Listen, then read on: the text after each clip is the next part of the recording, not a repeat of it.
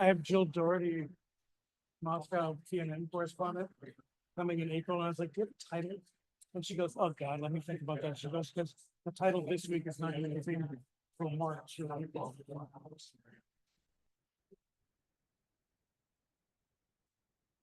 Hello. Good afternoon.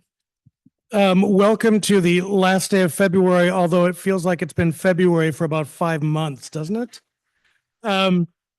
We are coming down to the wire on great decisions. It's been great to have you here throughout the run.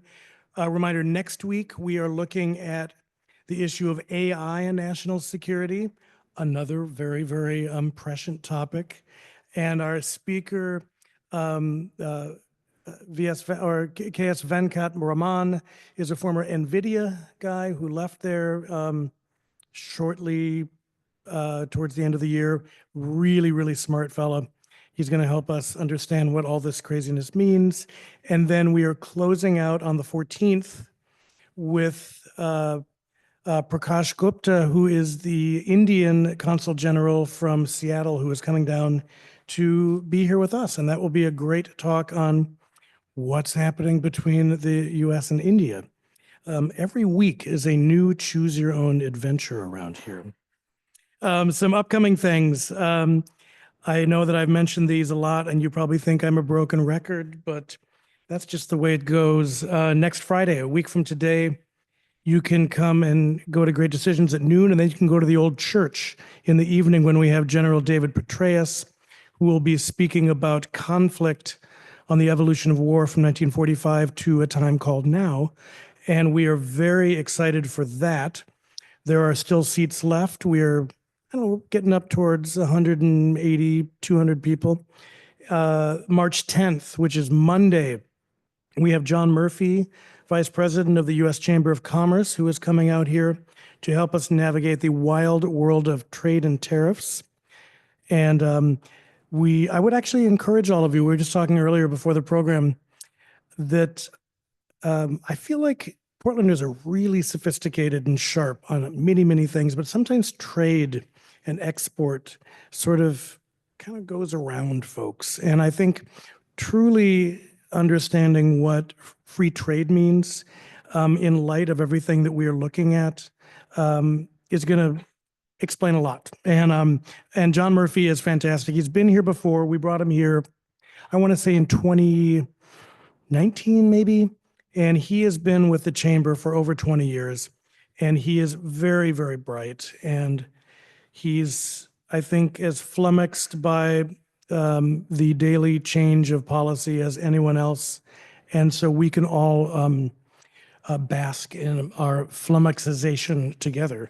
March 12th at Oregon Historical Society, our neighbors, we're going to be in the pavilion for Edward Wong, who is the New York Times diplomacy correspondent, writes about international affairs, previously the Beijing correspondent, and he has been playing a quick catch-up, as has Peter Baker and all the other correspondents who are keeping a daily scorecard on things. And Wong is really, really sharp. And he will be talking about his recent book, At the Edge of Empire, as well as what he is seeing happen. And hopefully the role that the media is playing in covering the fast-moving, what feels like either a video game or a pachinko game on a daily basis. March 22nd, we will be doing our Global Reads, which is our book group, and we'll be discussing Edward Wong's book. So I encourage you to come to that. And then just yesterday, we announced Timothy Snyder. He is not going to be here in person. It's going to be an online program. And Timothy Snyder, if you're not familiar with him, is the author of On Tyranny and the recently published On Freedom. And he has a very, very good Substack called Thinking of ... And if you subscribe to Heather Cox Richardson, the two of them sit and quote from each other back and forth on almost a daily basis. He is frequently described as one of our foremost interpreters of dark times. So that should be good. It's March 26th. It's an online program. It's going to be at noon. And if you sign up for that, you also will be given a voucher to get 20% off his books at Broadway Books, and we are loving partnering with Broadway Books for programs like this. So keep an eye out for that. Bridge Together, April 30th, our big fundraiser. Some of you may have gotten a phone call from one of us this week asking you for your support and reminding you to come to it. We would love to see all of your smiling, happy faces helping support us in our 75th anniversary. We still have Great Decisions books, $35 for you. And a reminder that we are streaming this program.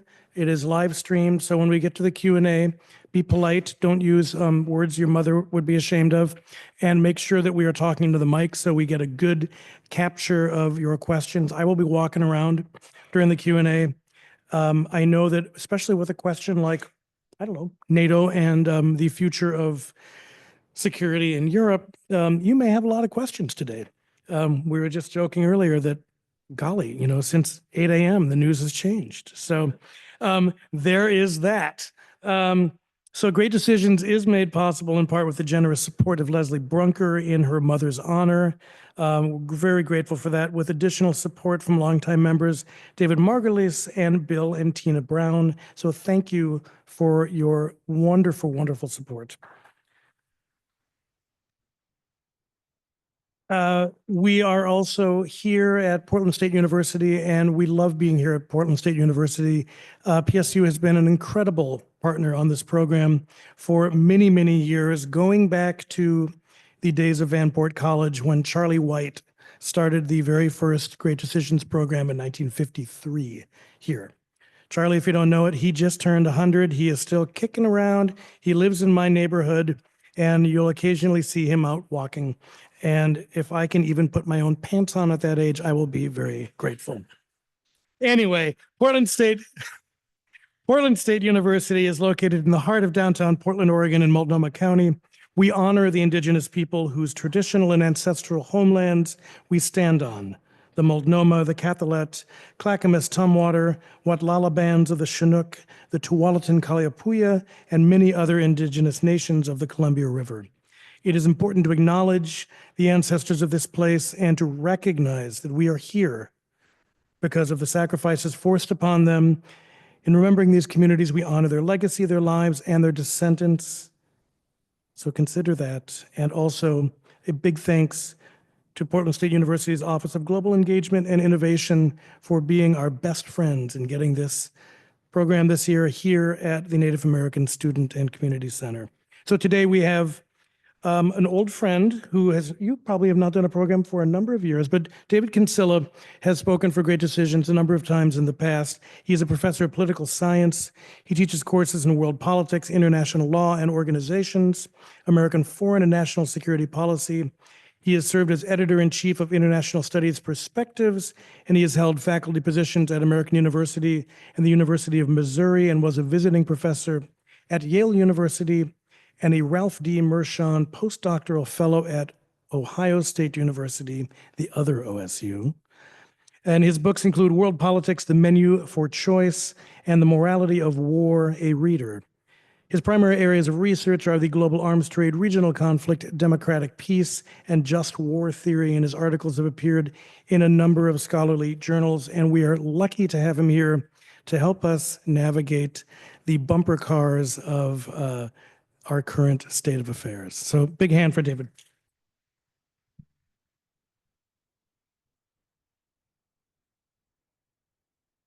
Thank you, Tim. Is this microphone high enough? A little higher? There. How's that, everyone in the back? Good. Well, thank you all for being here. Special thanks to some students of mine in the back row. The students always sit in the back row, as if they don't hear enough from me in the course of a week that they would take time out on a Friday afternoon and come to this. But I appreciate everyone being here. Let me just start with a question to ponder, maybe a bit hyperbolic, but the question is, what would happen if the United States suddenly withdrew from NATO? Would Europe be ready to defend itself? You don't have to answer that. I don't have an answer for that, but we're going to be pondering that question in light of some other issues that I want to bring up today. NATO as an alliance has been around for 75 years. The alliance has deterred attack on its European members. It has managed to keep internal relations among its members stable.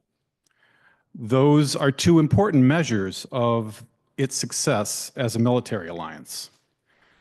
But the future of NATO is in question, perhaps now more than it ever has been in the past, but it has been in question in the past. And I want us to contextualize some of what we're witnessing today in some of these early periods. There have been moments of uncertainty in the past. In 1966, France withdrew from the military structure of NATO. It returned in 2009. It never actually left the alliance itself, but it withdrew from the military structure.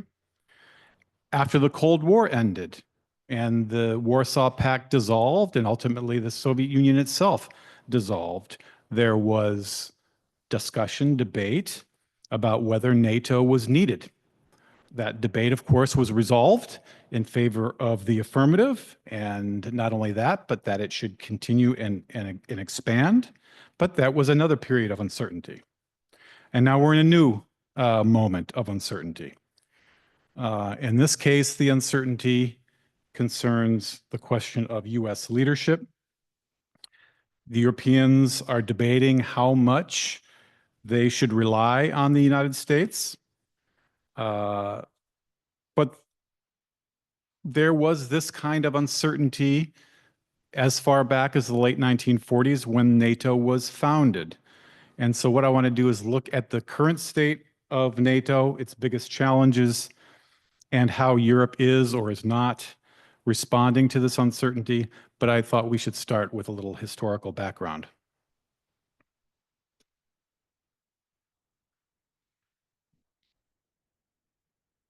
After World War II, there were competing sentiments in the United States and in Western Europe.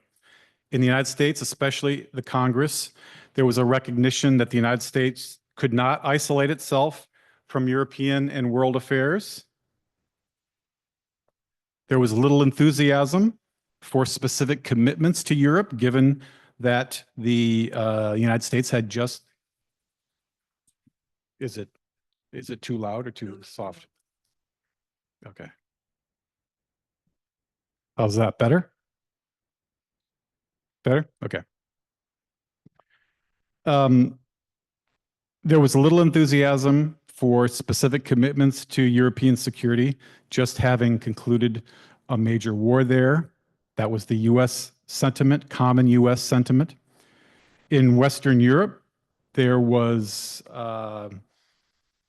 concern about the stability of Western Europe and its defense against external threats, and that this required, they thought, continued U.S. presence, not just help to recover in the short term, but continued U.S. presence. And so already in this immediate post-World War II period, there were differing sentiments about the future of Europe and the role of the United States there. In 1948, 5 countries, Britain, France, Belgium, Netherlands, and Luxembourg, created, through a treaty called the Brussels Treaty, something called the Western Union Defense Organization, WUDO. That was a signal to the United States and to the US Congress that the Europeans were serious about their mutual defense, and they had created a framework to guarantee their mutual defense amongst themselves. And the idea was, if they're willing to do this, then the United States should have confidence that they will be full participants in their defense if the United States would re-engage or stay engaged in European security. In 1948 and 49, there was a stimulus to the creation of NATO in the Berlin blockade. That blockade by the Soviet Union reaffirmed West European concerns about their security. It persuaded reluctant Americans that the U.S. needed to commit in some way to Western European defense. And in 1949, the North Atlantic Treaty was signed. The Berlin blockade, by the way, was lifted 1 month later. That North Atlantic Treaty consisted of the 5 Brussels Treaty signatories, plus the United States, Canada, Denmark, Portugal, Italy, Norway, and Iceland. Those were the first members of the NATO alliance. What they did with that treaty was, among other things, but mainly, was to pledge themselves to their collective defense. And they did that in Article 5. A few years ago, no one would have really heard of Article 5, but we've actually heard a lot about Article 5 in the news. So let's just take a look at Article 5. The parties agree that an attack against one or more of them in Europe or North America shall be considered an attack against them all. Let's just pause there. Notice that the geographic limitations of this commitment, an attack against Europe or North America. The United States, the US Congress in particular, had no intention of helping the Europeans defend their colonial holdings, but they were going to commit themselves to defense in Europe or North America.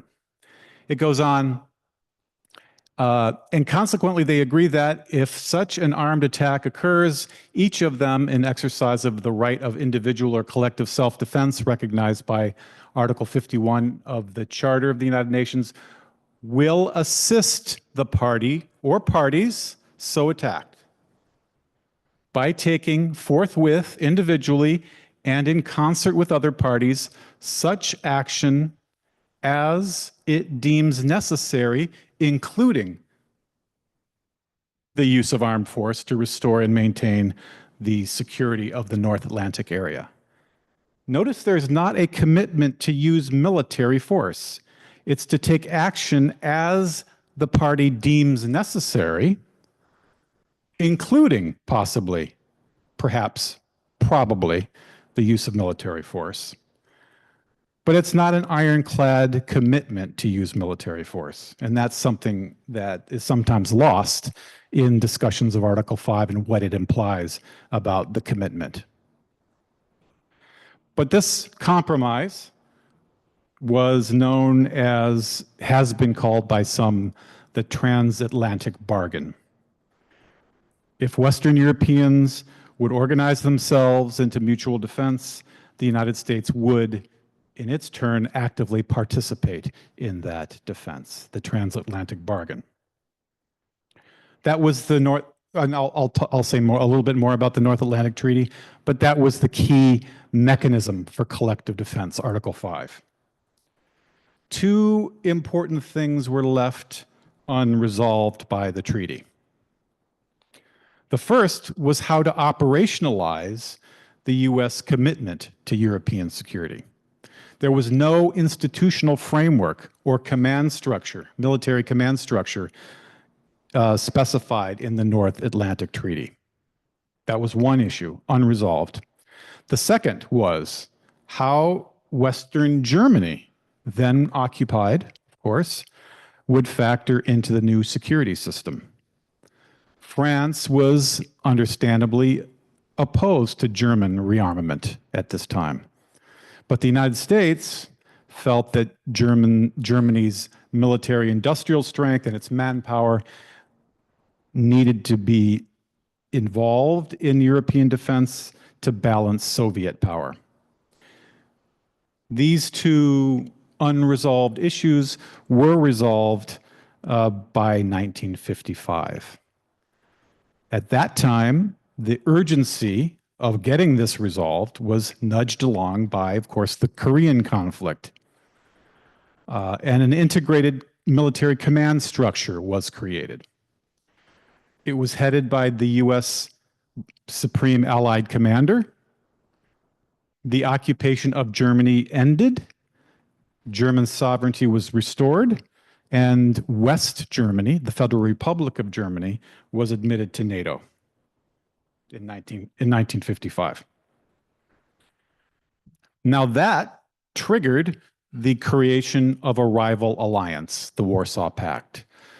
The Warsaw Pact was created out of a series of bilateral defense agreements between the Soviet Union and East European countries, but those were brought together into a multilateral military alliance.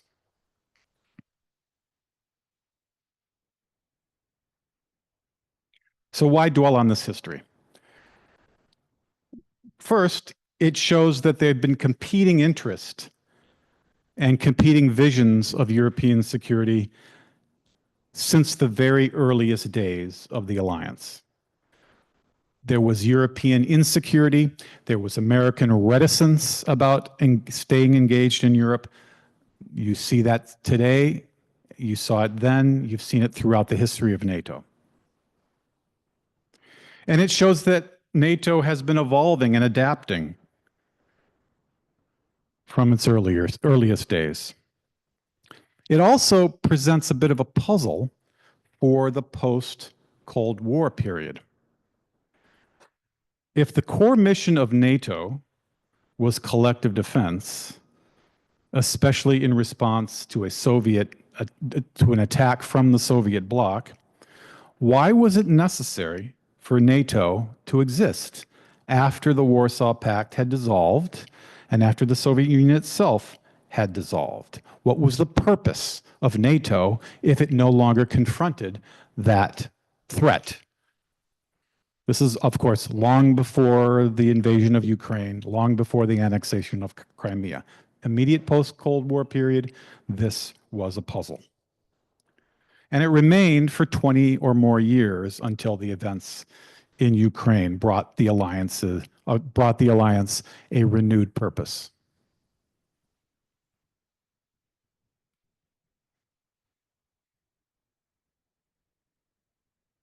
When the Cold War ended and the Warsaw Pact dissolved, NATO had 16 member states. The 12 original member states, plus Greece and Turkey in 1952, West Germany in 1955, and Spain in 1982. 16. There are now 32 members of NATO, and with others knocking on the door to get in. So the irony here is that just when the end of the Cold War allowed Western Europe to let down its guard, NATO admitted new members who were still very nervous about Russia, having just extricated themselves from the Soviet orbit. The critics of NATO enlargement at that time, in the post-Cold War period, drew attention to this. And they were concerned about the potential to antagonize Russia and to increase tension within Europe. A cynic might see this as a way for NATO to justify its continued existence and its core mission. And there were many cynics. That NATO was needed to defend against a provoked and hostile Russia. And that's the way, in fact, many Russians saw the expansion of NATO and still do. But there is another explanation, not a completely alternative explanation, but another part of an explanation that can be found, I think, in another of NATO's missions. Collective defense is its outward-oriented mission. That's what the purpose of the military alliance is, to protect the collective. That's the purpose of any military alliance, and it's contained in Article 5. But there's also an internal mission, and that is shown in Article 2.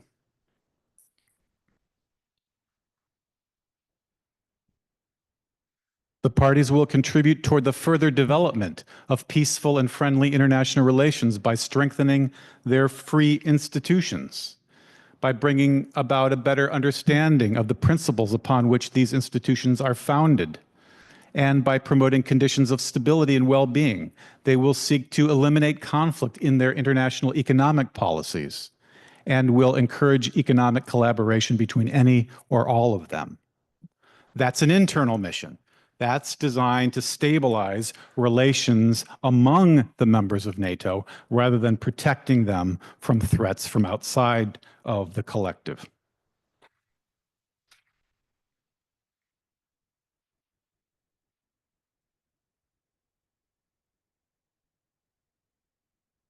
Okay, fast forward. NATO is kind of like an old married couple, always arguing but never breaking up. And I say that with due respect to old married couples. I'm half of one myself. It has survived Cold War tensions and political swings.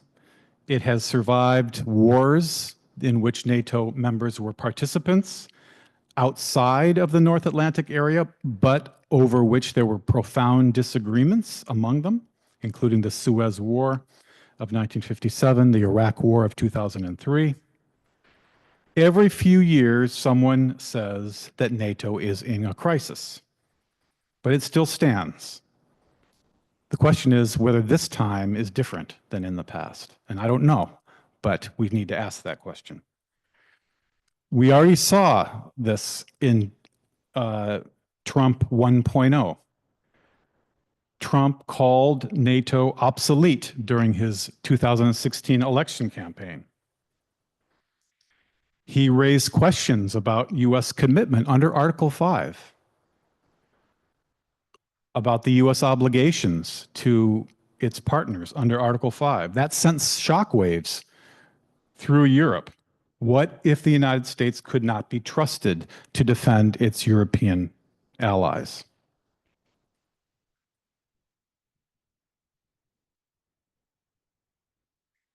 Well, obviously, as you know, the NATO alliance enjoyed a rebirth, a resurgence after the invasion of Ukraine in 2022 under the Biden administration. That revitalized NATO's purpose as a military alliance. Not just Trump, but there were plenty of Europeans that had seen NATO as a Cold War relic. But that changed pretty much overnight after the invasion of Ukraine.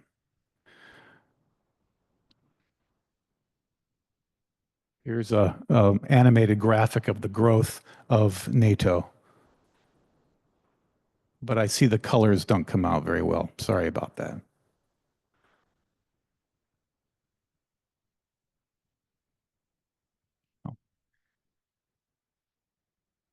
Finland and Sweden, neutral for decades, rushed to join NATO.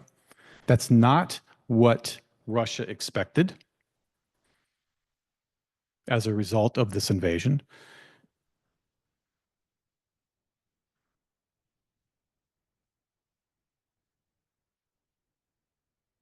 Shoot, I was going to show you. There's a whole bit of this map over here that I want you to look at, which was East European territory and Soviet territory, but it's not coming out here. Let me see if it's on the next one. No, this is no better.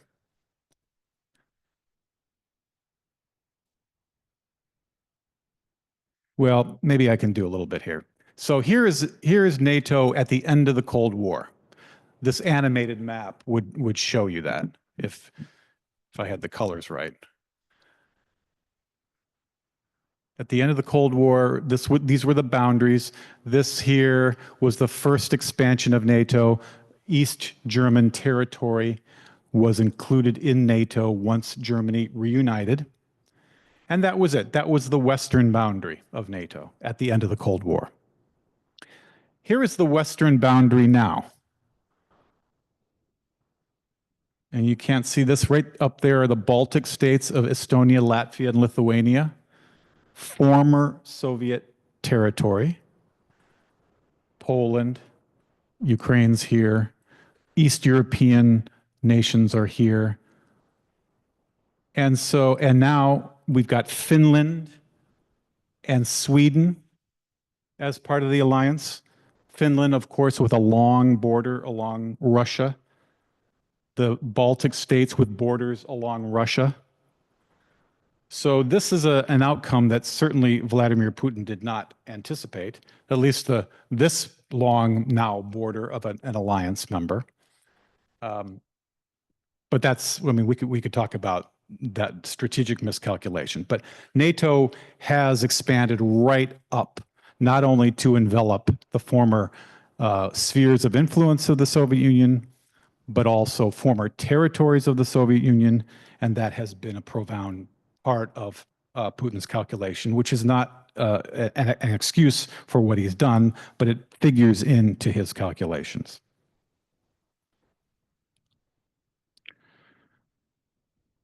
So who pays for European defense?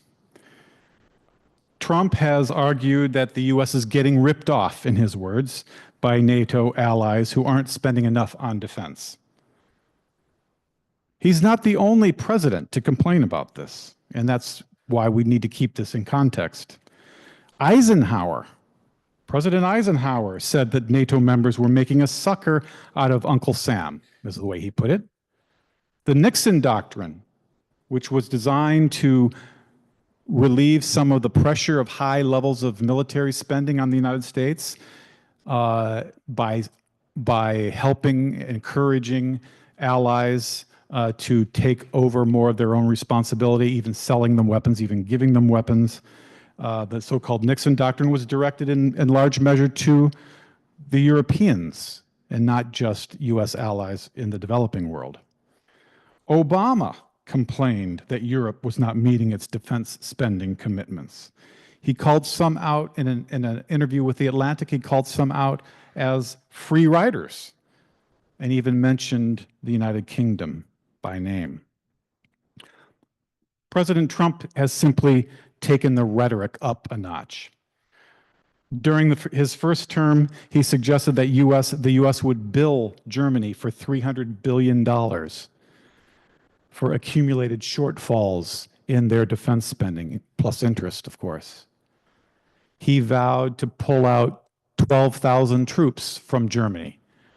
Biden stopped this from happening, but that's what President Trump had said in his first term. But the allies have been warned again, this time by Secretary of Defense Hegseth at the Munich conference a couple of weeks ago, that the U.S. presence won't last forever, but there are no immediate plans for withdrawal. During the 2024 campaign, Trump suggested that the U.S. would not protect NATO allies that didn't meet their military spending targets. We've heard a lot about the 2%. The 2%, is that enough? NATO adopted a 2% target, 2% of GDP, that is, for military spending of each of its members back in 2006. That came after large reductions after the end of the Cold War, the so-called peace dividend. But it was determined that those had fallen too far and that NATO needed to revitalize. And part of doing that was to increase military spending. So you can see this, good. There is the 2%. You can see back in 2014, the lighter colored bars, most NATO members were well below the 2% in 2014. This is after the target was adopted. Well after the target was adopted in 2006. By the time, by about today, a lot of them, most of them actually, are now above 2%.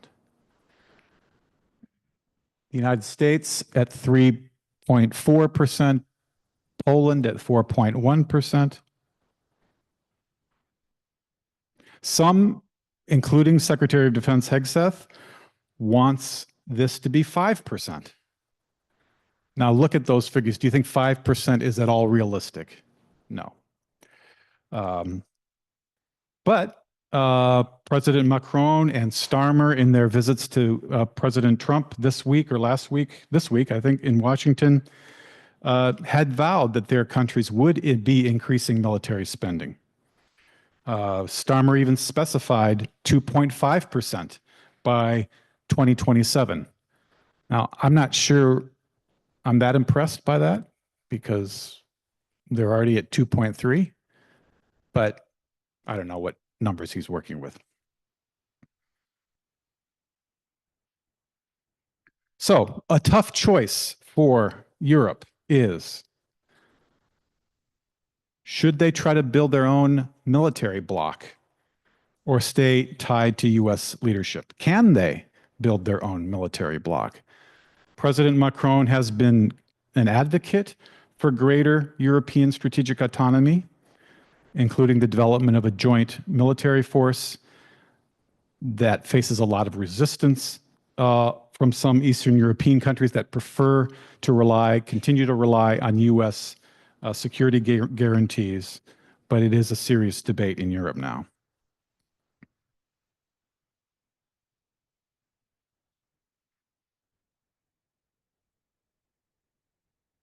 But Europe has had another wake-up call with Trump 2.0. Just want to mention a few of Europe's capabilities, substantial capabilities.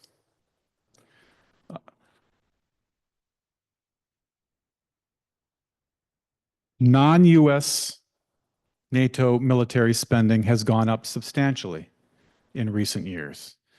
Now, a lot of that is due to the addition of Finland and Sweden to the alliance, but it is considerably higher now than it was in the immediate post-Cold War period. The NATO forces stand at 500,000. This 500,000 is supposed to be mobilizable in about 30 days of what they call a very short time. There's a spearhead force that can be mobilized in 2 to 3 days of about 12,000. There's a rapid reaction an allied reaction force of about 40,000 that can deploy in about 10 days. U.S. troop presence is about 100,000, so it's a substantial part of that total military force.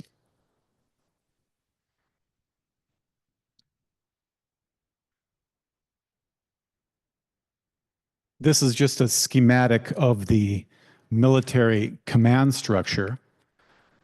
This is the primary military command, Allied Command Operations. That is headed by the Supreme Allied Commander of Europe, always a U.S. general or admiral. That same person wears a second hat as the commander of European Command. That is a very important position and a very important role for the United States. This command in Virginia used to be always headed by an American officer, but is now headed by a French officer. If the United States was to pull out of NATO, this command structure would have to be seriously rethought.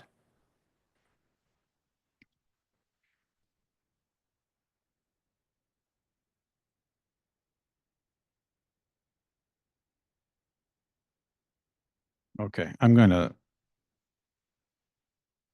wind it down now since we're running low on time.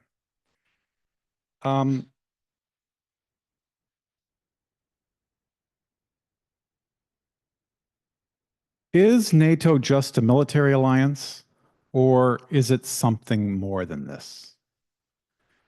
What actually holds it together? Remember Article 2 of the NATO Treaty. Promotion of democracy, liberty, rule of law was also among the founding principles of the NATO alliance. It was not just founded as an alliance of military convenience.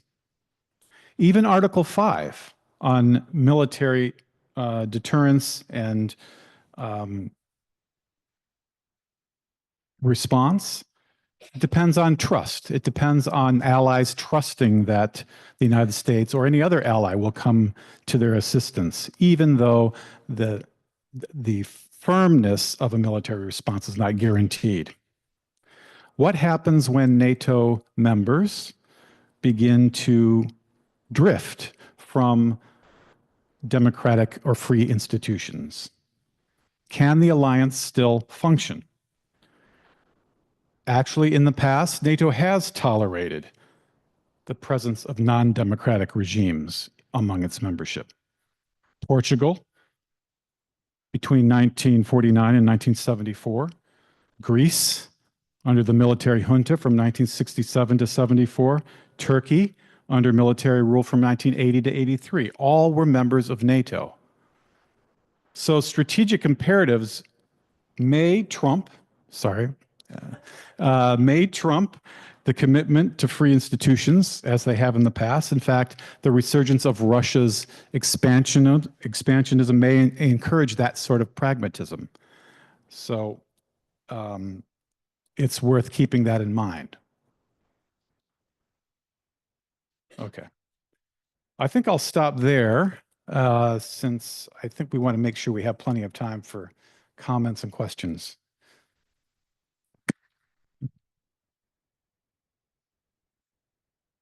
So I do see a hand up over here, but I'm holding this mic, and I do think everyone in this room is sort of wondering, golly gee, what just happened this morning? And what does this mean for Europe, for the trust that you talked about? And I guess the larger issue is the question of good faith versus bad faith.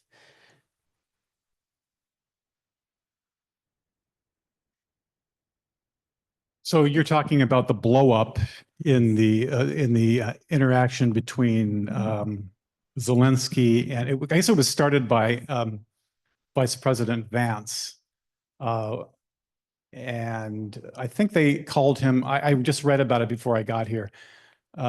He considered Zelensky that he was being disrespectful to the United States, and that was reaffirmed by President Trump. I think we're all trying to figure out how much of this is bluster and how much of this is real. I mean, there's a lot of this is Trump's style. And that's partly why I drew some attention to the history of NATO, because there have been tensions throughout the history of NATO. Trump's rhetoric and his style is unique. So it really is hard to know what to make of it. I think this is a bargaining position. He's basically trying to bully Zelensky into some sort of a position to make a deal on peace in Ukraine, as well as the rare earth access to rare earth minerals. But I just don't know. I mean, I don't know how much of it is real. I think there's enough concern. There is enough concern in Europe that it's real enough that they need to start planning for that possibility. Yeah. Two-part question, as brief an answer as you want to provide. First part, hadn't the Congress last year passed some legislation to make it a little more difficult for us to extricate ourselves from NATO? And then in the broader security conversation, has anybody examined the degradation of Russian forces? I mean, they're not a paper tiger, but they're not who we used to think they were as a threat. And I mean, literally the investment in Ukraine has almost been worth the money in terms of what it's done to demonstrate what Russia really is. But any comments? Thank you. Yeah. Under Article 13 of the North Atlantic Treaty, a member state can withdraw. All they have to do is give 1 year notice, and no other member of the treaty can object, and that's it. Now, there's nothing in the U.S. Constitution, as far as I know, that provides for how treaties are exited, only for how they are entered. But in a Defense Authorization Act last year, Congress passed and the president signed a requirement that the withdrawal from NATO, the U.S. withdrawal from NATO would not be funded unless it passed with a 2/3 majority of the Senate. So that keeps the United States in NATO for now. But the interesting thing is that the United States could severely downgrade its presence in NATO without exiting the alliance, just like France did. They still were part of the alliance. They still committed themselves to collective defense without being part of the military structure for many, many years. Something like that could easily be undertaken by the United States. Not easily, but could be. And I don't think that the law would prevent them from doing that. The second question,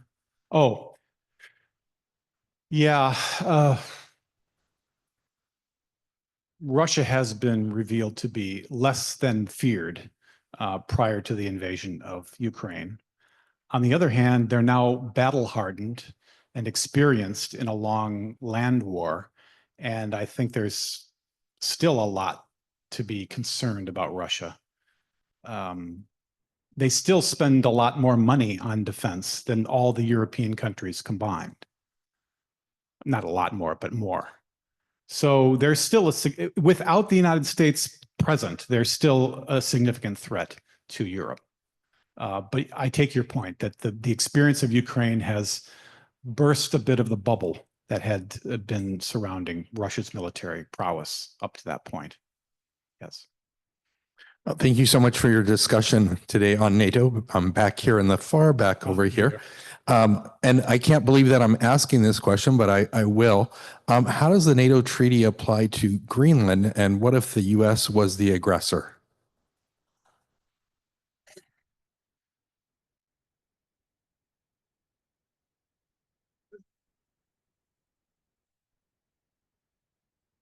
Well, it's the North Atlantic area. It's a possession of a NATO member. I would think that Denmark could invoke Article 5 if Greenland was attacked. Now, I don't think that's how the United States would do it. They would find another way to try, at least. But yeah, I mean, that's a good question. Hi, in the back here. I have a couple of questions, but I'll ask one for now. With Trump's bargaining, so we've seen Trump utilize like pretty heavy financial bargaining tools like tariffs with Mexico and Canada. And now we see him leveraging withdrawal of military aid from NATO. How does step back by the United States affect the overall like, I guess, what are the implications for response by China invading Thailand, and how does that speak to Western allies' ability to stick together if, in fact, the U.S. does want to pull out of NATO or diminish its role? Do you mean whether if President Trump decides to withdraw support from Ukraine, would Taiwan read that as an inability to trust U.S. security commitments to Taiwan? And would China read that as perhaps this is the time to fulfill its hope of reuniting Taiwan with the mainland?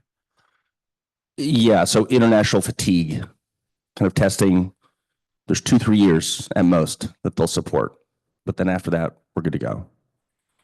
So kind of wondering, yeah, exactly that. If approaching Taiwan in the same way that the Trump administration is approaching Europe, we're gonna stand by our security commitment for a couple of years and then withdraw.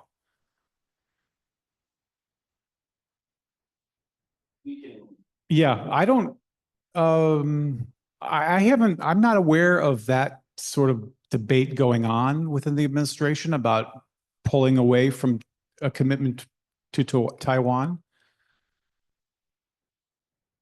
So I don't know. I mean, it could be read that the United States doesn't have the stomach to defend Taiwan by the Chinese. But I don't have a good answer for that. Yeah. Hi, thanks. My name is Eric Zimmerman. I served in NATO as an officer. It was a great experience, but I'm very curious what your take would be if the United States pulled out, other countries who are either former bloc or we have tough relationships, if it would become a cascade of others who decide also to pull out. Another way put, is our membership keeping others in?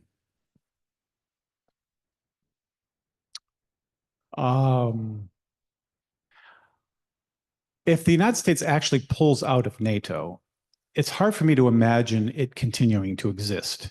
It would need to be replaced by something, some sort of EU-based alliance. And I can imagine that there would be a rush to try to put something together to replace it. But it's a good question. I don't know. I mean, what do you think?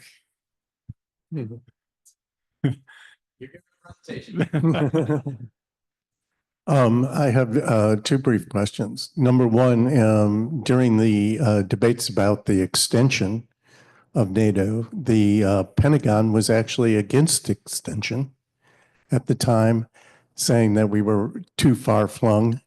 And as part of that, we had a whole series of people, led by people like George Kennan, saying that we should not do an extension. And we almost got into an armed conflict with Russia over Kosovo, the airport in Pristina. So could you comment about that, those issues and how that affects us now? And the second thing is, what is America's interest in defending Orban's Hungary or Slovakia or Albania for that mean? Well, as far as the second question, the Trump administration may not feel it is in its interest, in U.S. interest to do that, but they have an obligation of sorts. I mean, considering the way we looked at Article 5, because they're members of the alliance. So they would have to, whether they would commit military forces to that defense is an open question. But I mean, whether those countries are vital to U.S. interests is a reasonable question to ask. The first question, oh, yes, right. Yes, right. Yes, there was a big debate at that time. And for those who saw NATO as primarily a military alliance, a need to provide defense against an external threat, if that threat had gone away, as it seemed to have done at that time, then what was the purpose of NATO? And even worse, it could be counterproductive. And the realists like Kennan and others, not all realists, but many realists were skeptics of the expansion of NATO. Because first of all, it wasn't necessary in their view. Secondly, the very countries that were being admitted had reason to be concerned about Russia. So they were bringing with them baggage into the alliance that could pull other countries in on their defense. And then there were all sorts of other problems of having to coordinate and align security policies and equipment and strategies and all the rest of it. But there was a reasoned argument that the alliance is no longer needed. In fact, it could be counterproductive by bringing in seemingly insecure countries into the alliance. And so that's why evaluate strictly in terms of a collective defense organization. That was a good argument to make. But the day was won, I think, by those who looked at it as more than that, as an association of democratic, free economic states and a way to bring a number of former Soviet bloc states into that family of nations and to kind of institutionalize their democratic transitions and their new economic relations. But it was a serious debate, and the realists were making that same sort of argument that you just reviewed. Yeah. When Putin took over, well, the Soviet Union or Russia was a basket case economically. And he sort of buddied up to the West for a few years there. And then when he became stronger and Russia prospered economically and he solidified his position, he came out against NATO expansion to the East. And he was very vocal about that. And I don't think that Putin ever considered NATO a threat to Russian territory or sovereignty. I think that was a smokescreen. What he was after, and as he consolidated power in that, he started being concerned with reconstructing the Soviet Union. And if NATO expanded to the East, then all those countries came under Article 5. If they were not under Article 5, they were free game for him. And I think that was his ultimate purpose in pushing against NATO's expansion to the East. Not a threat to Russia, but it would prevent him from attacking these countries and reconstituting the Soviet Union. Would you comment on that, please? Yeah, I mean, it's a good point. I mean, it's to say that the geopolitical neighborhood that Putin confronted fundamentally changed in the period following the end of the Cold War is not to say that it was an active threat. But if you are a realist and you assess your security environment based not on what is intended by your enemy, but what is possible in worst case scenario, as realists generally do, then you have to be concerned about that. And so I agree that he may well have used that as an excuse, but you can't look at the geopolitical situation in Europe from the end of the Cold War to the early teens and not see a fundamental change, and in a way, not quite an encirclement, but an expansion of NATO right up to the Soviet Union's borders. And with the admission of the Baltic states, the former Soviet territories of the Baltic states, that was in a way a step too far. And that's why Putin made a stand when Georgia was considering NATO membership. He couldn't let that happen. And the same thing with Ukraine. So I see that interpretation, that it was sort of unprovoked aggression. But at the same time, I think it's good to recognize the fundamental shift in the geopolitics that any Russian president would be looking at in Europe. And it was, in fact, what worried many commentators at the time of NATO expansion. So it wasn't unexpected. Yeah.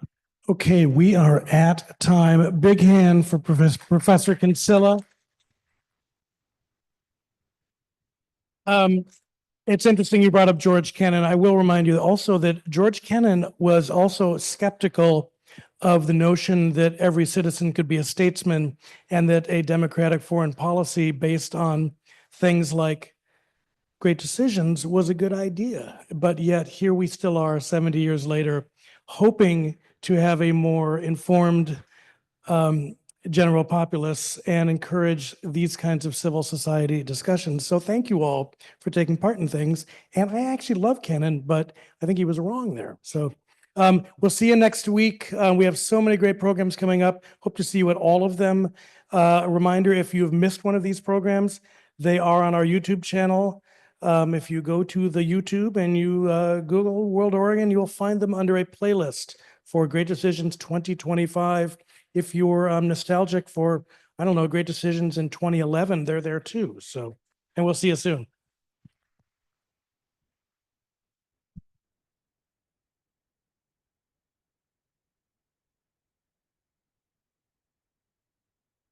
Great.